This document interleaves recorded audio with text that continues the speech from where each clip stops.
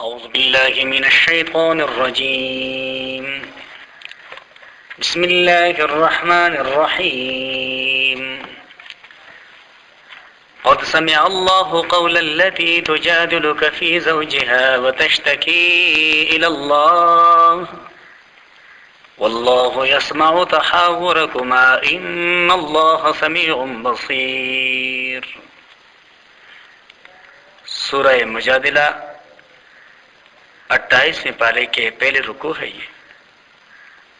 یہ رکوع آیت نمبر 1 سے لے کر آیت نمبر 7 تک کے آیاتوں پہ مشتمل ہے. سورہ مجادلہ ہجرت کے بعد نازل ہونے والے سورتوں میں سے ہیں. اس سورہ مبارکہ میں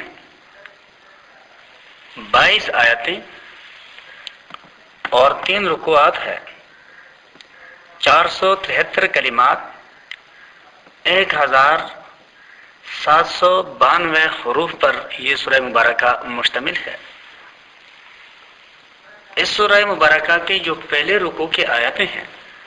ان آیاتوں کا ایک خاص پس منظر ہے جو ان آیاتوں کے پس منظر میں مفسرین کرام نے احادیث کے حوالے سے نقل کی ہے. چنانچہ احادیث میں آتا ہے کہ ایک خاتون تھی قبیلہ بنو خزرج کی، اور اس کا نام خولہ بنت ثعلبہ ہے. ان کے شوہر اوس بن صامت انصاری قبیلہ اوس کے سردار حضرت عبادہ بن صامت کے بھائی تھے. ان کے زہار کا قصہ اللہ تبارک و تعالی نے ان آیاتوں میں بیان فرمایا ہے کہ عرب میں پہلے سے ایک دستور تھا کہ میاں بیوی کے جب آپس میں کچھ اختلافات وغیرہ ہو جاتے تھے، جیسے کہ ہم معاشروں میں ہوتا ہے، تو شوہر بعض مرتبہ جلد بازی میں یہ کہہ بیٹھتا تھا اپنی بیوی سے کہ انت علیہ کا ظہری امی، تو کہ تو میرے لیے آج کے بعد ایسی ہے جیسے میرے ماں کے پیٹھ. اور یہ جملہ محاورتاً استعمال ہوتا تھا. بالکل اسی طرح جس طرح کہ ہمارے معاشرے میں جب کوئی شخص اپنے بیوی سے لڑ پڑتا ہے بعض جگہوں میں، اور مقصد اس سے علیحدگی ہو، تو وہ غصے میں آ کر کے کہہ بولتا ہے کہ بھئی تو میرے لیے آج کے بعد میرے ماں بہن کی طرح ہے. شرعی اصطلاح میں اس کو زہار کہا جاتا ہے. زمانہ جاہلیت کے زہار میں اور اسلامی نقطہ نظر کے زہار میں تھوڑا سا فرق ہے، اور وہ یہ ہے کہ زمانہ جاہلیت میں جو شخص اپنے بیوی کو یہ کہہ دیتا کہ تو میرے لیے میرے ماں بہن کی طرح ہے، تو وہ اس پر ہمیشہ کے لیے حرام ہو جاتی تھی.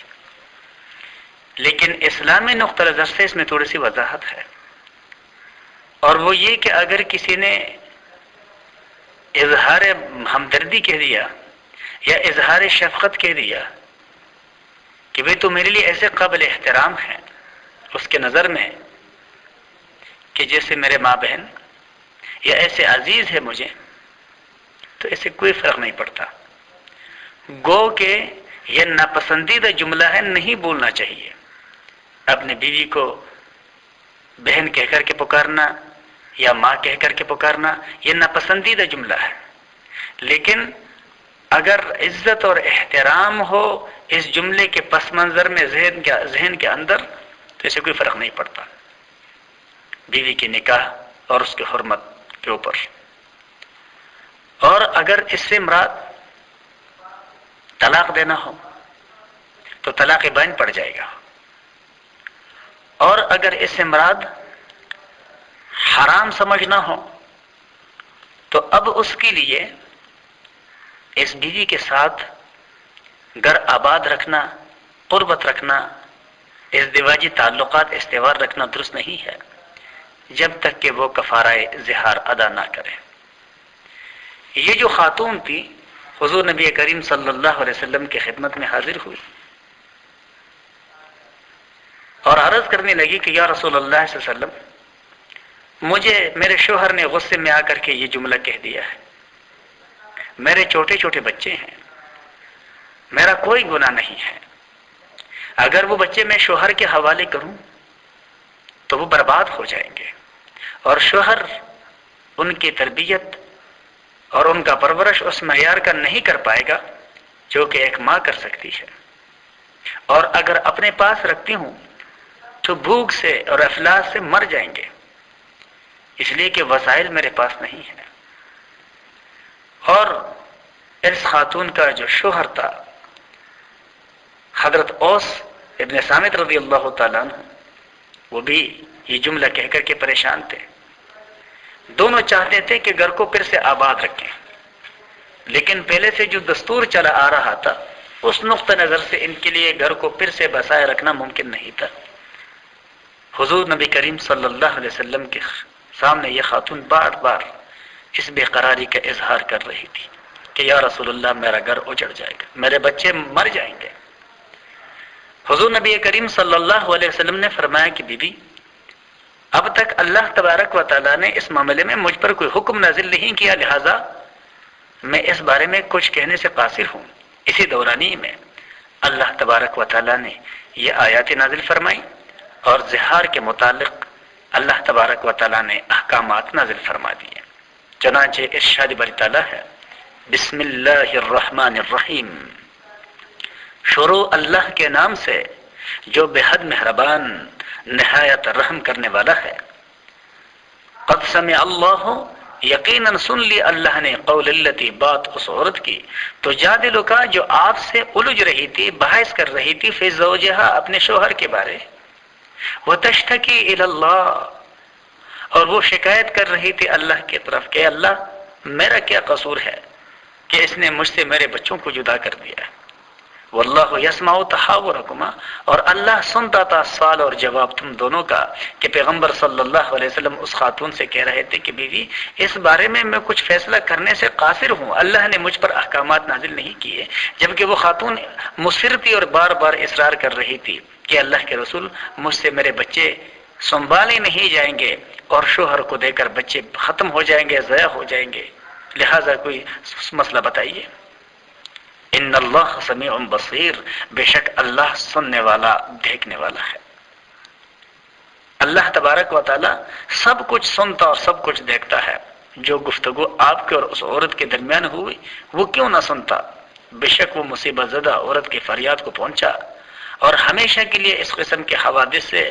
عہدہ برا ہونے کا راستہ بتلا دیا جو آنے والے آیاتوں میں مذکور ہے۔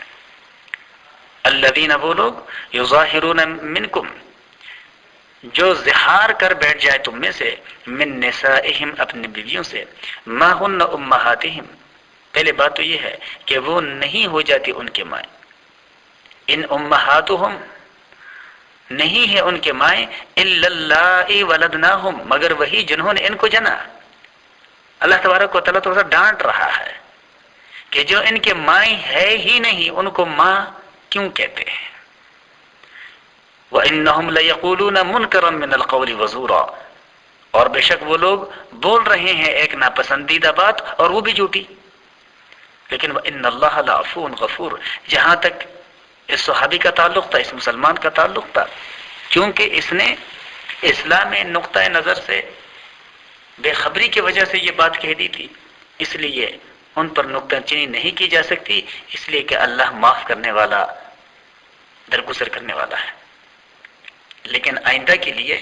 والذین یظاہرون من نسائہم، اور وہ لوگ جو زہار کر لیتے ہیں اپنے عورتوں سے، ثم یعودون، اور پھر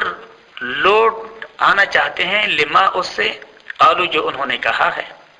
یعنی اب اپنے اس بات سے پھر آنا چاہتے ہیں، پھر گھر کو بسانا چاہتے ہیں،